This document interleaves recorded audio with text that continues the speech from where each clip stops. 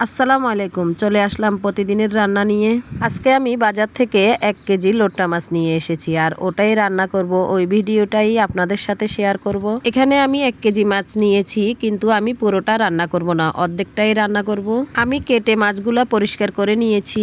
আমি সবসময়ই বলি আমি প্রতিদিন যে রান্নাটা করি সেটাই আপনাদের সাথে শেয়ার করি, আর আমি ভিডিও বানানোর জন্য কোনো এক্সট্রা রান্না করি না। মাছ রান্নার জন্য আমি একটা কড়াই বসিয়ে দিলাম, দিয়ে দিলাম পরিমাণ মতো তেল।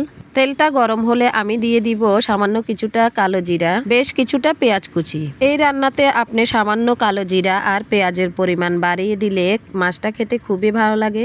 এখন আমি সামান্য একটু রসুন বাটা আর কিছুটা জিরা বাটা দিয়ে দিব।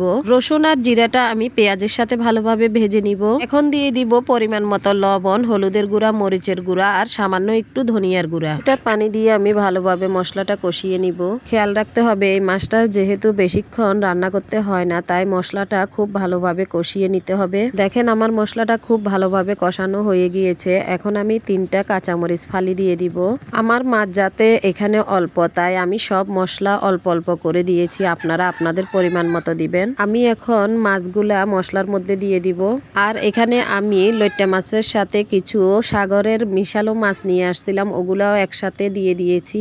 আর এভাবে মিশালো মাছ রান্না করলে খুবই ভালো লাগে। এখানে আমি কোনো পানি দিই নাই। এখন আমি মাছটা ঢাকনা দিয়ে ঢেকে রান্না করে নিব। মাছগুলা খুবই টাটকা ছিল, তাই মাছ থেকে অনেকগুলা পানি বাইর হয়েছে। আর মাছগুলা রান্না করতে করতে মাছের পানিগুলাও শুকিয়ে যাবে। আমার রান্নাটা প্রায় হয়ে এসেছে। মাছের গায়ে হালকা হালকা ঝোল আছে। এখন আমি ধনিয়া পাতা কুচি দিয়ে দিব। এখন আমি ঢাকনা দিয়ে ঢেকে আরো 1 মিনিটের মতো রান্না করে চুলার জালটা অফ করে দিয়েছি। আর আমি এই মাছটা এভাবে খেতেই খুবই পছন্দ করি। দেখেন মাছের কালারটা কি সুন্দর আসছে। ভালো লেগে থাকলে লাইক, কমেন্ট, শেয়ার করে দিবেন আর ফলো দিয়ে পরবর্তী ভিডিও দেখার জন্য আমার পাশে থাকবেন। আজকে এই পর্যন্ত। আল্লাহ হাফেজ।